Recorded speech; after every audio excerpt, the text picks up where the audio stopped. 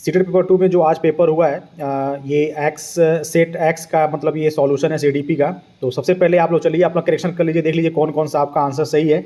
तो सबसे पहले बात करते हैं यहाँ पर चाइल्ड डेवलपमेंट एंड पेडोलॉजी में ये सेट एक्स है। फिर से अब मैं रिपीट कर दे रहा हूँ, सेट एक्स का ये है, ठीक है ना। जिन लोगों का सेट एक्स था वो उससे आप देख लीजिएगा, और जिनका नहीं है क्वेश्चन सब आगे पीछे होंगे, आप लोग बस मिलाते रहिएगा। तो जो पहला क्वेश्चन आपका दिया हुआ है सीडीपी का, जो पहला क्वेश्चन है वो है अधिगम के निर्देशित खोज आधारित उपागम में।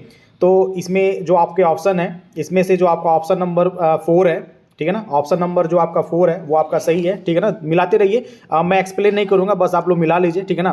काफ़ी ज़्यादा मतलब समय नहीं लूँगा मैं, आप लोग मिलाते रहिए, बस इसको करते रहते सॉल्व कर लीजिए, ठीक है। नेक्स्ट देखिए, नेक्स्ट की तरफ हम बढ़ते हैं। नेक्स्ट आपका 2 है। 2 में आपका क्वेश्चन है निम्नलिखित में से कौन सी रणनीति बच्चों में वैचारिक समझ विकसित करते समय प्रभावी नहीं है। तो इसमें से जो आपका ऑप्शन नंबर 1 है, विद्यार्थियों में परिभाषा को ज्यों का त्यों याद करने के लिए कहना, ये वाला ऑप्शन यहाँ पर आपका क्या कहते हैं, ऑप्शन नंबर 1, ऑप्शन नंबर 1 यहाँ पे क्या आपका सही है, ठीक है ना।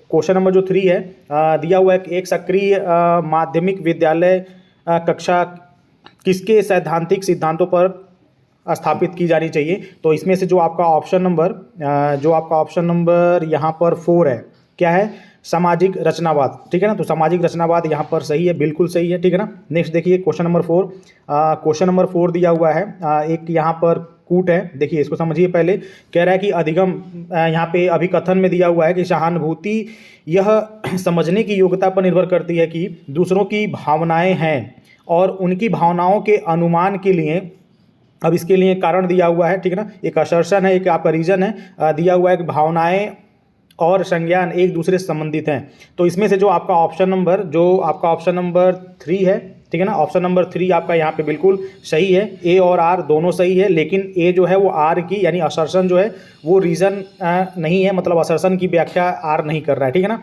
चलिए नेक्स्ट देखते हैं क्वेश्चन नंबर 5 जो दिया हुआ है। क्वेश्चन नंबर 5 दिया हुआ है यहाँ पर, एक माध्यमिक स्कूल इस शिक्षक छात्रों को रणनीतिक स्वयं प्रेरित शिक्षार्थी बनने में किस प्रकार सक्षम बना सकता है। चलिए देखिए, तो इसमें से जो आपका ऑप्शन नंबर 2 है, वो आपका यहाँ पर बिल्कुल सही है, ठीक है ना। मिलाते रहिए, फिर लास्ट में आप कमेंट करके बताइएगा कि आपने कितना स्कोर किया है, कितना आपका नंबर इसमें आ रहा है। नेक्स्ट क्वेश्चन देखिए, कह रहा है कि निम्नलिखित में से कौन सा आंतरिक अभिप्रेरणा का उदाहरण है। तो आंतरिक अभिप्रेरणा का जो उदाहरण है वो आपका क्वेश्चन नंबर यहाँ पे 3 है, व्यक्तिगत रुचि या कार्य के आनंद से प्रेरित अभिप्रेरणा, ठीक है ना। क्वेश्चन नंबर 7 देखिए, क्वेश्चन नंबर 7 दिया हुआ है, निम्नलिखित कथन में किस बहस पर प्रकाश डाला गया है। तो कह रहा है कि क्या किसी व्यक्ति का जैविक रूप से निर्धारित जेंडर अपने साथ वे सभी विशेषताएं लाता है जो किसी के सामाजिक रूप से निर्मित जेंडर को परिभाषित करती है। तो यहाँ पर जो आपका ऑप्शन नंबर 2 है जो कहता है कि प्रकृति परिवेश का विशेष विकास पर प्रभाव, यानी प्रकृति परिवेश का विकास पर प्रभाव, ये आपका ऑप्शन यहाँ पे सही है। क्वेश्चन नंबर 8 की तरफ अगर हम बढ़ें तो क्वेश्चन नंबर 8 कह रहा है, डैश के दौरान एक प्रमुख विकासात्मक कार्य व्यक्तिगत यौन और व्यावसायिक पहचान की खोज है। तो यहाँ पर जो आपका ऑप्शन नंबर 4 है, किशोरावस्था, यह आपका बिल्कुल सही है। नेक्स्ट देखिए क्वेश्चन नंबर 9 देखिए, क्वेश्चन नंबर 9 दिया हुआ है, यहाँ पर भी असर्शन और आपका रीजन है। तो आपका जो असर्शन है वो कह रहा है कि बच्चे समाज के मूल्यों और मानदंडों को प्रत्यक्ष और अप्रत्यक्ष तरीकों से सीखते हैं, और रीजन कह रहा है कि समाजीकरण समाज के रीति रिवाजों और अनुष्ठानों को प्रेरित करने के लिए एक सरल प्रक्रिया है। अब इसमें से जो आपका ऑप्शन है, कौन सा ऑप्शन आपका यहाँ पे सही है। तो यहाँ पर जो आपका ऑप्शन नंबर 3 है, ऑप्शन नंबर 3 जो है वो आपका बिल्कुल यहाँ पर क्या है, सही है, ठीक है ना। ऑप्शन नंबर 3 जिन लोगों ने ट्रिक किया होगा वो आपका सही है, ठीक है ना। चलिए नेक्स्ट क्वेश्चन देखिए, क्वेश्चन नंबर 10 की तरफ बढ़ते हैं। तो क्वेश्चन नंबर 10 दिया हुआ है कि जीन पियाजे के संज्ञानात्मक विकास के सिद्धांत के अनुसार निम्नलिखित में से कौन सी क्षमता औपचारिक संक्रियात्मक सोच को क्या करती है, मूर्त संक्रियात्मक सोच से भिन्न करती है। तो यहाँ पर जो आपका आंसर है ऑप्शन नंबर आपका 2 अमूर्त तर्क, ये आपका बिल्कुल यहाँ पर सही है, ठीक है ना। चलिए नेक्स्ट देखते हैं क्वेश्चन नंबर 11 की तरफ। तो क्वेश्चन नंबर 11 दिया हुआ है कि जीन पियाजे के एक महत्वपूर्ण आलोचना यह है कि वह विकास पर डैश के प्रभाव पर पर्याप्त रूप से विचार करने में विफल थे। तो यहाँ पर आप ऑप्शन नंबर आपका 3 है संस्कृति, ये आपका यहाँ पे सही है, ठीक है ना। नेक्स्ट देखिए 12 नंबर 12 दिया हुआ है कि निम्नलिखित में से कौन सा एक सही सुमेलित है। तो यहाँ पर जो सही सुमेलित है वो आपका क्वेश्चन नंबर 3 है। अच्छा लड़का, अच्छी लड़की, उन्मुखीकरण और अधिक से अधिक संख्याओं के लिए सबसे अच्छा, ये वाला आपका ऑप्शन नंबर 3 यहाँ पे क्या है आपका सही है। क्वेश्चन नंबर 13 देखिए, क्वेश्चन नंबर 13 जो आपका है, जीन पियाजे और ले वाइगोस्की के दृष्टिकोण में कौन सी मान्यता समान है। तो यहाँ पर आपका ऑप्शन नंबर जो 2 है वो आपका सही है। बच्चे अर्थ निर्माण की प्रक्रिया में शामिल होते हैं, ये वाला ऑप्शन यहाँ पे क्या है बिल्कुल सही है। क्वेश्चन नंबर 14 देखिए, यहाँ पे दिया हुआ है कि ले वाइगोस्की ने प्रस्तावित किया था कि क्या किया था प्रस्तावित। तो यहाँ पे जो आपका ऑप्शन नंबर 1 है, बच्चों में बहुत क्षमता होती है जिसमें वे कार्य भी शामिल होते हैं जिन्हें वे दूसरों के सहयोग से कर सकते हैं, ठीक है ना। तो यहाँ पे ऑप्शन नंबर 1 आपका बिल्कुल सही है। क्वेश्चन नंबर 15 देखिए, यहाँ पर भी असर्शन रीजन वाला क्वेश्चन है। तो यहाँ पर भी आपका दिया हुआ है, कह रहा है कि बुद्धि परीक्षण और विस्तारित अवलोकन के संचालन का उद्देश्य बच्चों की विशिष्ट आयाम और क्षमताओं में तुलना करना होता है। और रीज़न दिया है कि बुद्धिमत्ता एक जन्मजात क्षमता है और इसे पोषित नहीं किया जा सकता। तो यहाँ पर जो आपका ऑप्शन है, ऑप्शन नंबर कौन सा, ऑप्शन नंबर यहाँ पे आपका जो 3 है वो आपका बिल्कुल सही है। ऑप्शन नंबर 3 जो है आपका बिल्कुल यहाँ पर क्या है सही है, ठीक है ना। चलिए नेक्स्ट देखते हैं। नेक्स्ट आपका जो 16 दिया हुआ है, 16 नंबर क्या कह रहा है, 16 नंबर कह रहा है कि एक शिक्षिका जो अपने माध्यमिक स्कूल की कक्षा में सचेत रूप से सभी जेंडर के वैज्ञानिकों के उदाहरण लेती है, कोशिश कर रही है कि वे क्या कोशिश कर रही है, वह कोशिश कर रही है कि जेंडर अभिरुचियों को जेंडर रूढ़ियों को तोड़े, मतलब जेंडर रूढ़ियों को तोड़ने के लिए वह कार्य कर रही है, ठीक है ना। नेक्स्ट देखिए क्वेश्चन नंबर 17, क्वेश्चन नंबर 17 भी यहाँ पे असर्शन रीजन वाला क्वेश्चन है, ठीक है ना। असर्शन रीजन वाला क्वेश्चन यहाँ पर दिया हुआ है और इसमें कह रहा है कि सभी लड़कियाँ मेहनती और ईमानदार होती हैं जबकि लड़के बुद्धिमान और रोबदार होते हैं। और रीज़न दिया हुआ है कि 2 विशिष्ट जैविक मस्तिष्क लड़कियों और लड़कों में शारीरिक और संज्ञानात्मक कौशल के साथ साथ व्यक्तित्व और स्वभाव में सभी मतभेदों का उत्पादन करते हैं। तो यहाँ पर जो आपका ऑप्शन नंबर 1 है, कह रहा है कि ए और आर दोनों गलत हैं। तो यहाँ पे दोनों के दोनों क्या है आपके गलत हैं, ठीक है ना। तो ऑप्शन नंबर यहाँ पे 1 आपका सही है। तो जो लोग 1 किए होंगे उनका बिल्कुल सही है, ठीक है। नेक्स्ट देखिए, नेक्स्ट दिया हुआ है कि विद्यार्थियों के सीखने की प्राथमिकताओं में व्यक्तिगत भिन्नताओं को किस रूप में देखा जाना चाहिए।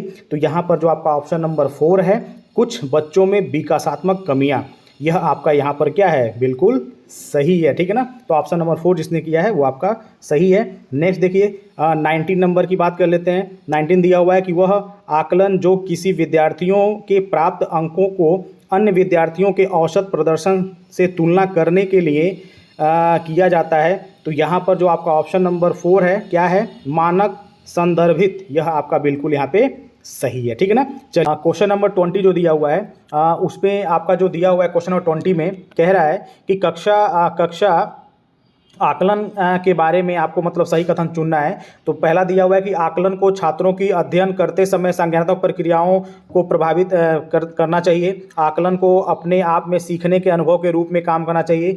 आकलन को छात्रों के सीखने के लिए डर और तनाव पैदा करना चाहिए। आकलन मानकीकृत और मानक संदर्भ होना चाहिए। तो यहाँ पे जो आपका ऑप्शन नंबर 3 है, ठीक है ना, यहाँ पर जो आपका ऑप्शन नंबर 3 है वो आपका बिल्कुल सही है। और ऑप्शन नंबर 3 में क्या है, 1 और ये 2 में यानी पहले वाले में और दूसरे वाले स्टेटमेंट में जो बोला है वो आपका बिल्कुल यहाँ पे क्या है सही है। क्वेश्चन नंबर 21 देखिए, नेक्स्ट क्वेश्चन जो दिया हुआ है, नेक्स्ट क्वेश्चन दिया है कि निम्नलिखित में से कौन सा प्रश्न विद्यार्थियों के उच्च स्तरीय आलोचनात्मक और विश्लेषणात्मक चिंतन कौशल को बढ़ावा देगा। तो यहाँ पर आपका ऑप्शन नंबर जो 3 है क्या कह रहा है कि एक विशिष्ट अखबार के लेख में उल्लिखित संज्ञानों को पहचाने, ठीक है ना, ये ऑप्शन सही होगा, क्योंकि पहला ऑप्शन दिया अखबार का लेख पढ़ें और उपयुक्त शीर्षक के बारे में सोचें, ठीक है ना, ये तो बिल्कुल नहीं होगा। आलोचनात्मक करने के लिए आलोचनात्मक और विश्लेषणात्मक, मतलब आलोचना भी करना है, उच्च स्तरीय आलोचना करना है और विश्लेषणात्मक चिंतन करना है, तो उसमें आपका ये ऑप्शन जो आपका दिया हुआ है, क्योंकि दूसरा दिया था कि एक ही घटना को दर्शाने वाले दो अखबारों के लोगों में निहित मान्यताओं की पहचान करें। एक दिया एक विशिष्ट अखबार के लेख में उल्लिखित संज्ञानों को पहचानें, और तो इसलिए ये तीसरा वाला सही है, क्योंकि चौथा दिया है कि अखबारों के लेख पढ़ें और एक नए शब्द की सूची बनाएं, तो ये आपका यहाँ पे गलत है, ठीक है ना। चलिए यहाँ पे ऑप्शन नंबर आपका 3 सही है। अब जो नेक्स्ट दिया है 22, यहाँ भी असर्शन रीजन वाला क्वेश्चन है। तो यहाँ पर जो आपका दिया हुआ है कह रहा है कि खराब लेखन क्षमता वाले छात्रों को अक्सर उनके शिक्षकों द्वारा बौद्धिक रूप से अक्षम के रूप में चित्रित किया जाता है, और रीज़न इसका दिया है कि शिक्षकों में अंतर्निहित पूर्वाग्रह होते हैं और छात्रों के सीखने के व्यवहार के बारे में धारणा रखते हैं जो छात्रों के विकास को प्रभावित करता है।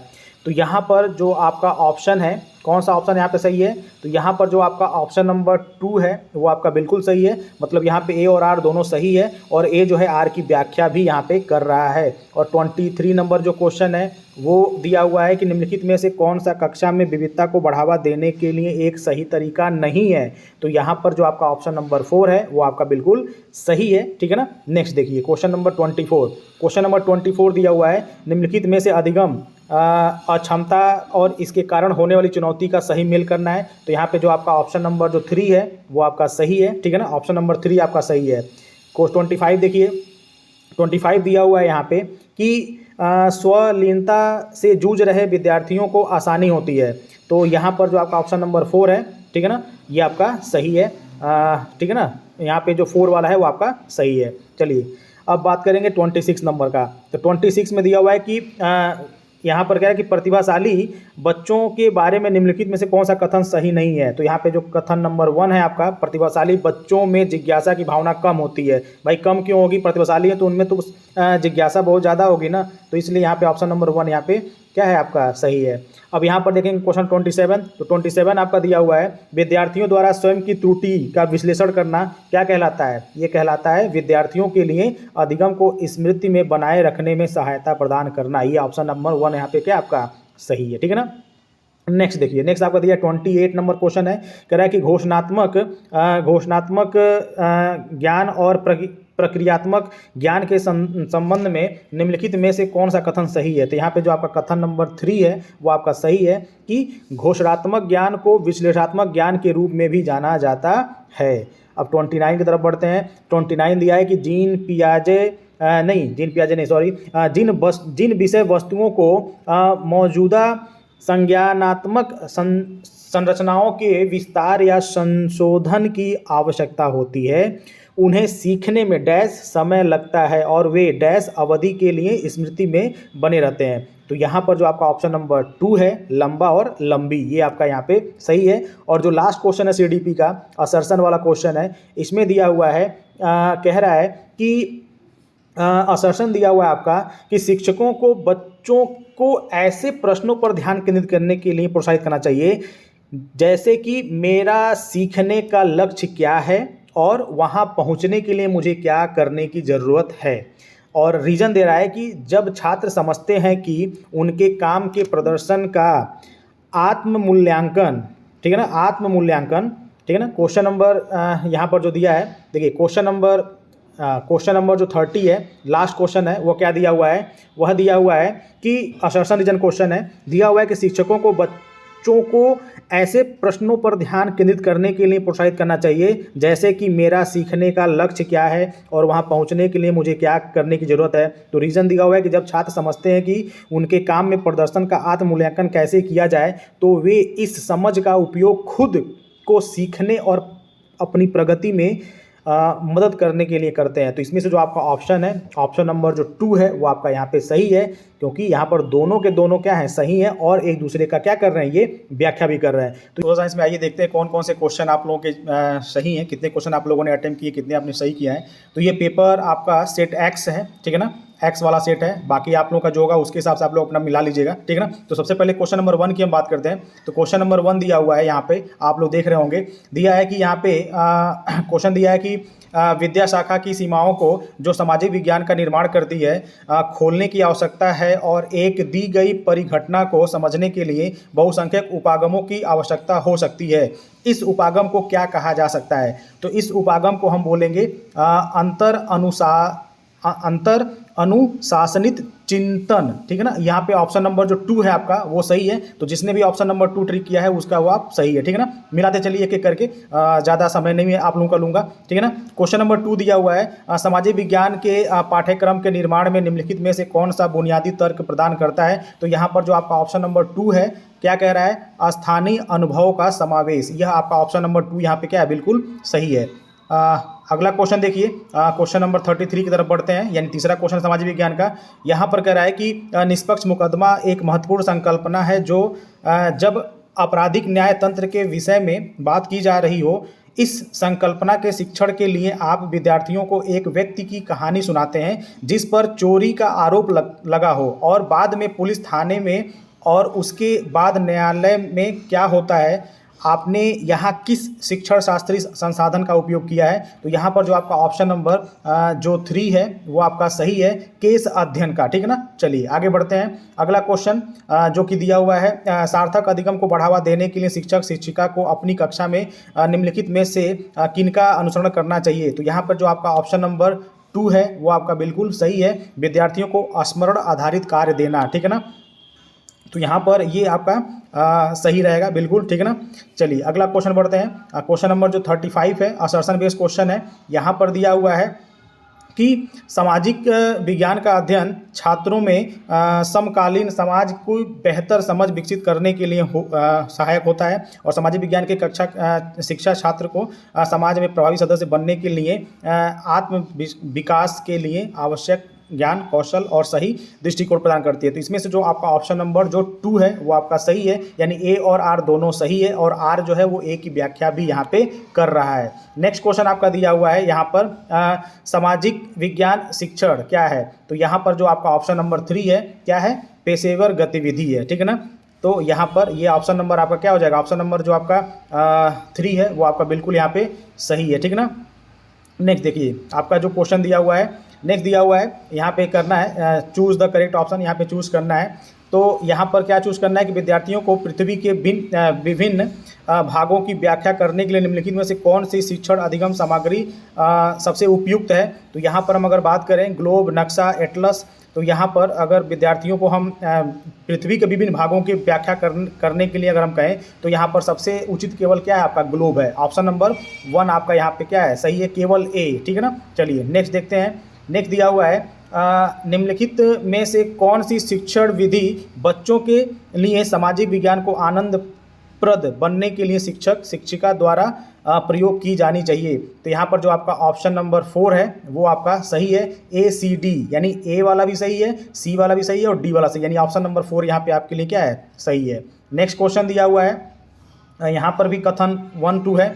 कथन पहला कह रहा है कि सामाजिक विज्ञान में सार्थक अधिगम सूचना के भंडारण और पुनः प्राप्ति की एक उत्पादन प्रक्रिया है, और दूसरा कह रहा है कि सोचना, भाषा, मौखिक और सांकेतिक और कार्य करना आपस में घनिष्ठ जुड़े हुए हैं। तो यहाँ पर जो आपका ऑप्शन नंबर जो आपका 2 है, ऑप्शन नंबर 2 जो है आपका वो सही है, कथन ए और कथन बी दोनों के दोनों यहाँ पे क्या है? सही है।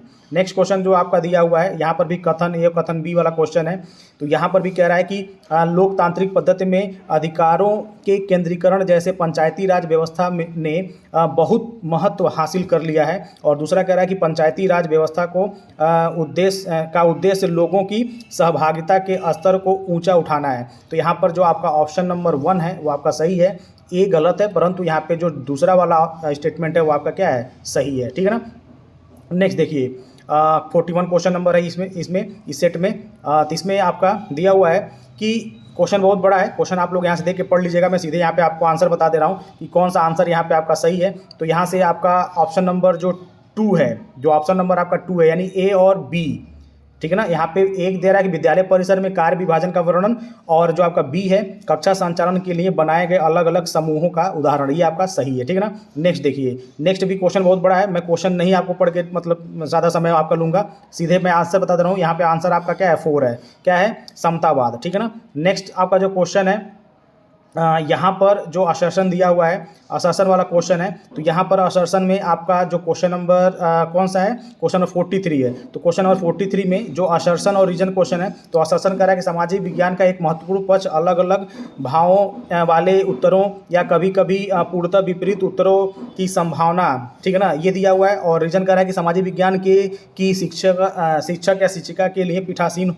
होकर प्रवचन देने का पारंपरिक अज्ञात से क्या करना है, हटाना जरूरी है या हटना जरूरी है। तो यहाँ पे जो आपका ऑप्शन नंबर 3 है, यानी जो 3 ऑप्शन है, ए और आर दोनों सही है, परंतु एक दूसरे का ये व्याख्या नहीं कर रहे हैं, ठीक है ना। क्वेश्चन नंबर 44 की तरफ बढ़ेंगे, तो क्वेश्चन नंबर 44 में जो आपका ऑप्शन है वो आपका ऑप्शन नंबर यहाँ पर 3 सही है, ए सी डी, यानी इस कथन में ए भी सही है, सी भी सही है और डी भी सही है, यानी ए सी डी यानी ऑप्शन नंबर आपका 3 में है, इसलिए आपका यहाँ पे सही है, ठीक है ना। नेक्स्ट क्वेश्चन देखिए, 45 नंबर क्वेश्चन है, जहाँ पे वॉलपेपर की परियोजना के माध्यम से आप विद्यार्थियों का आकलन कैसे लगाएंगे। तो यहाँ पे जो आपका ऑप्शन नंबर यहाँ पे आपका 4 है, ए और डी, यानी ए और डी इन दोनों के माध्यम से आप क्या करेंगे, लगाएंगे, ठीक है ना। तो यहाँ पे वाला सही है। 46 नंबर जो क्वेश्चन दिया हुआ है, इसमें पूछ रहा है कि रचनात्मक आकलनों के संदर्भ में निम्नलिखित में से कौन सा कथन सत्य नहीं है। तो सत्य नहीं है पूछा है, तो यहाँ पे जो आपका ऑप्शन नंबर 2 है वो आपका सही है। पाठ्यक्रम में विद्यार्थियों की प्रगति की बहुधा जांच करने के लिए रचनात्मक आकलन शिक्षकों का एक साधन है, ठीक है ना। 47 नंबर जो क्वेश्चन है, कह रहा है कि परीक्षण के संदर्भ में निम्नलिखित में से कौन सा सही है। तो परीक्षण के संदर्भ में यहाँ पर जो आपका ऑप्शन नंबर ए है, यानी 1 है, वो आपका सही है। यह विद्यार्थियों के गुणों का परीक्षण नहीं करता, यह ऑप्शन यहाँ पर सही है, ठीक है ना।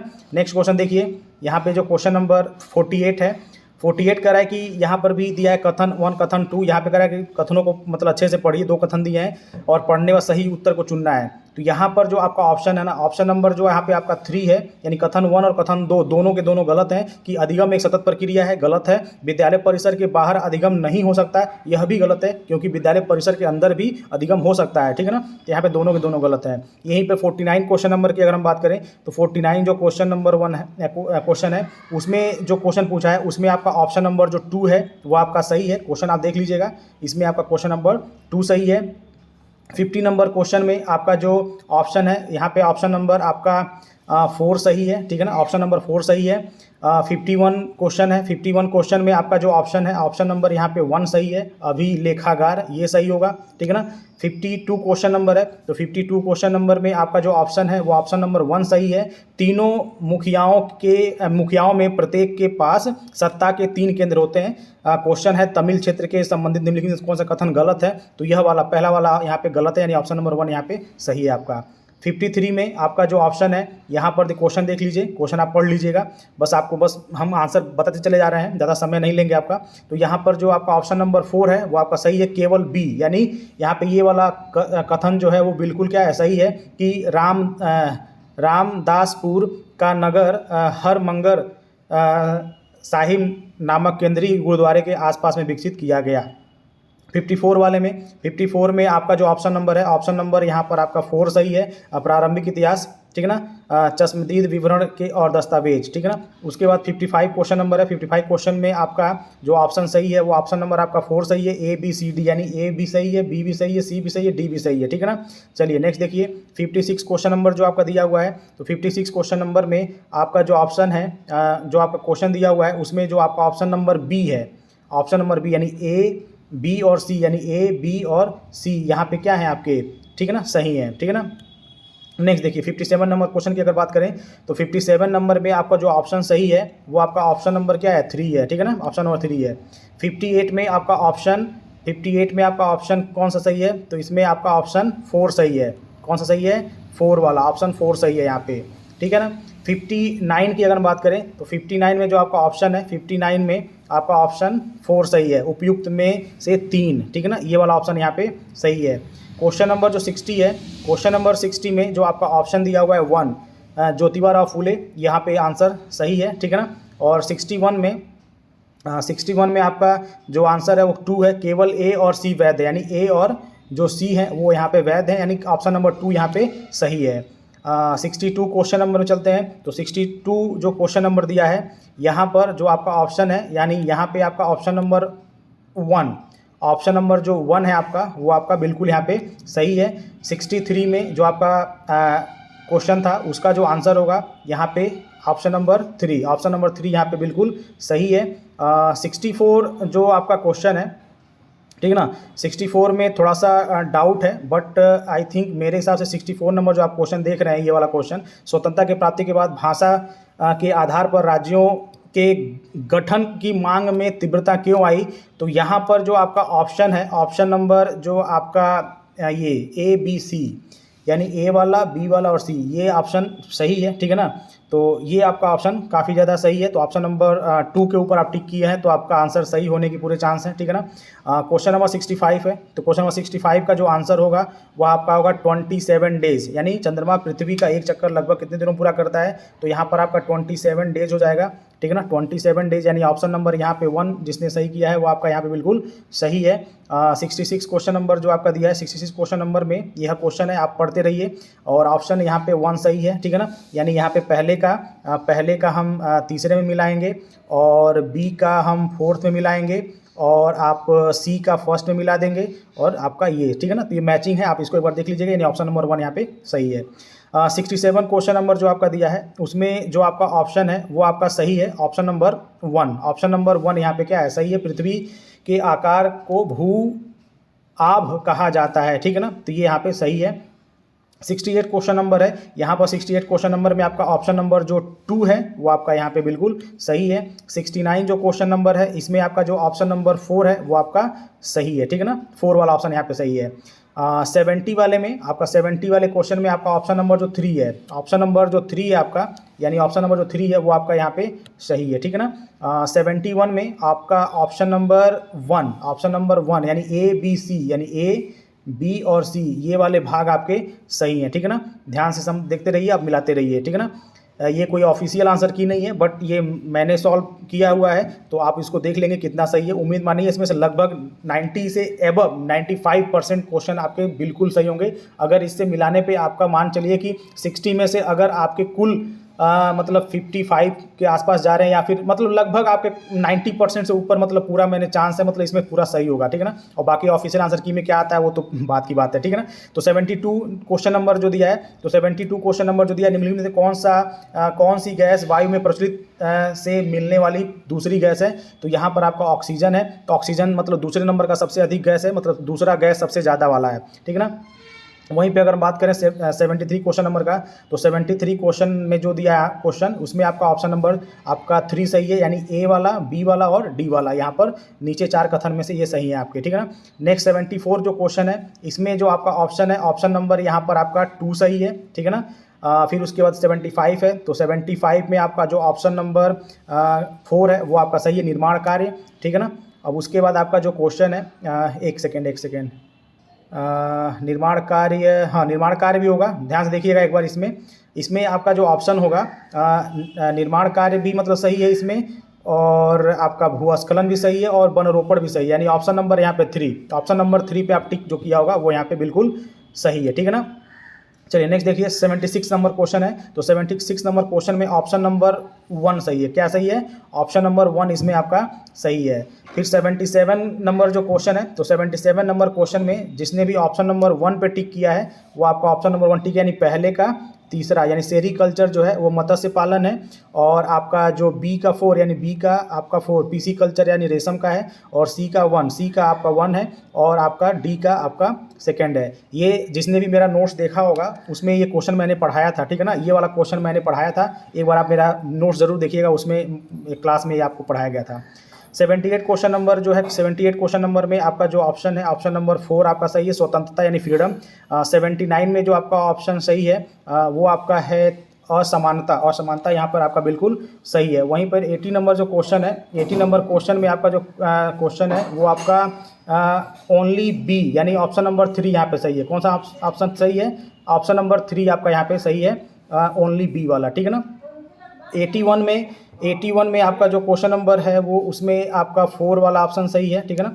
4 क्वेश्चन नंबर है जिसमें दिया हुआ है न्याय व्यवस्था को बनाए रखना, ये आपका सही है। फिर उसके बाद 82 नंबर जो क्वेश्चन है उसमें आपका ऑप्शन नंबर 4 सही है, ठीक है ना।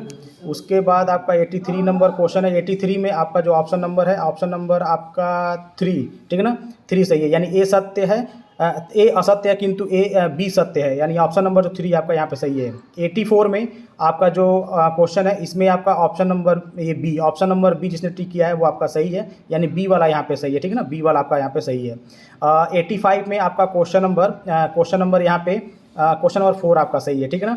और 86 में जो क्वेश्चन नंबर है, क्वेश्चन नंबर 4 मौलिक अधिकार, ये सही है। और 86 में आपका ऑप्शन नंबर जो 4 है, हाँ 4 है, ए और सी, यानी ए और सी ये आपका सही है, ठीक है ना।